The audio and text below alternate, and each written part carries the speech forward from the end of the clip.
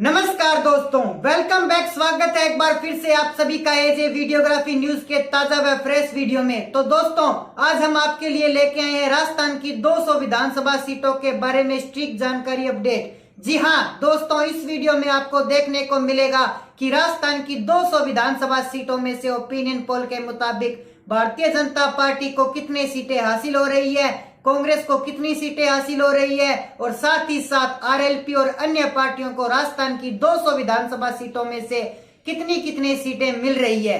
एक एक जिले से जुड़ी एक एक विधानसभा सीटें के बारे में तमाम जानकारी अपडेट आपको एजे वीडियोग्राफी न्यूज पर विस्तार से देखने को मिलेगी, जिसके लिए बने रहिए हमारे साथ वीडियो के लास्ट तक। आपको बता दें, राजस्थान में वर्तमान में कांग्रेस की सरकार और राजस्थान के मुख्यमंत्री अशोक गहलोत हैं। क्या आने वाले विधानसभा चुनाव के अंदर एक बार फिर से अशोक गहलोत बन पाएंगे राजस्थान के मुख्यमंत्री, या फिर दूसरी पार्टी मारेगी बाजी?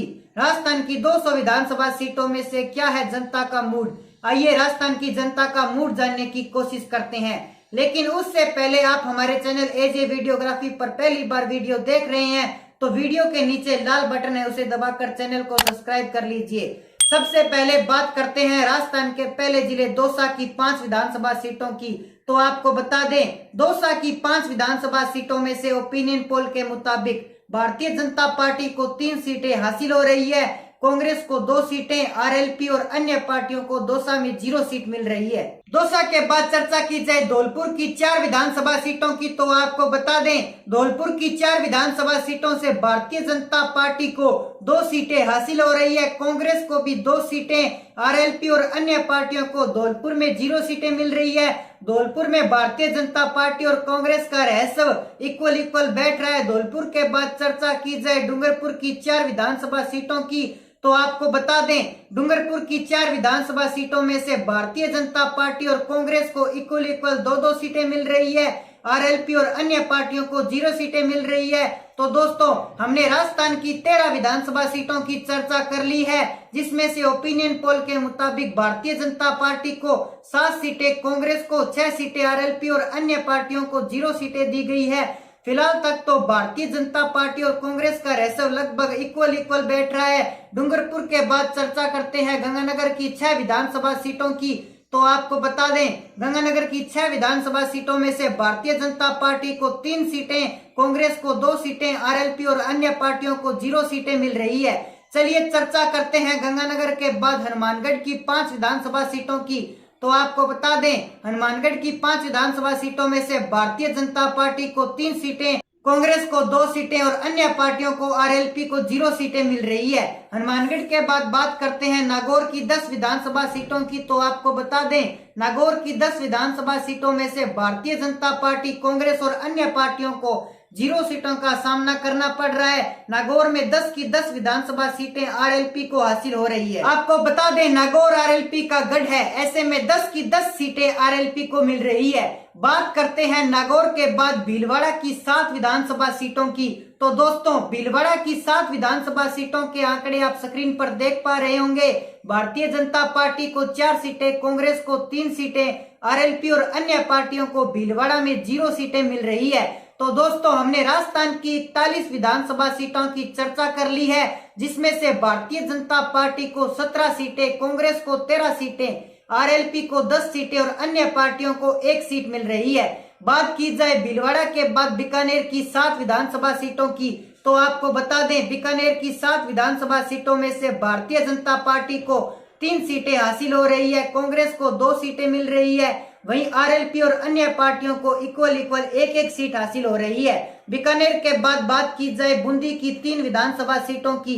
तो आपको बता दें, बूंदी की 3 विधानसभा सीटों में से भारतीय जनता पार्टी को 2 सीटें मिल रही है, कांग्रेस को 1 सीट मिल रही है, आरएलपी और अन्य पार्टियों को बूंदी में 0 सीट मिल रही है। बूंदी के बाद चर्चा की जाए चित्तौड़गढ़ की 5 विधानसभा सीटों की। तो आपको बता दें, चित्तौड़गढ़ की 5 विधानसभा सीटों में से भारतीय जनता पार्टी को 4 सीटें हासिल हो रही है, कांग्रेस को 1 सीट मिल रही है, आरएलपी और अन्य पार्टियों को चित्तौड़गढ़ में 0 सीट मिल रही है। चित्तौड़ के बाद चर्चा की जाए चूरू की 6 विधानसभा सीटों की।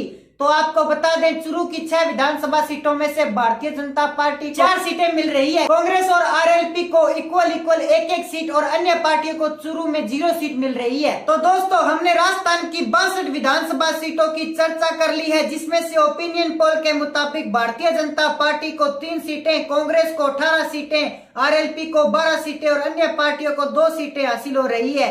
चलिए चुरू के बाद चर्चा करते हैं अजमेर की 8 विधानसभा सीटों की। तो आपको बता दें अजमेर की 8 विधानसभा सीटों में से भारतीय जनता पार्टी को 4 सीटें मिल रही है, कांग्रेस को 3 सीटें, आरएलपी को 1 सीट और अन्य पार्टियों को अजमेर में 0 सीट मिल रही है।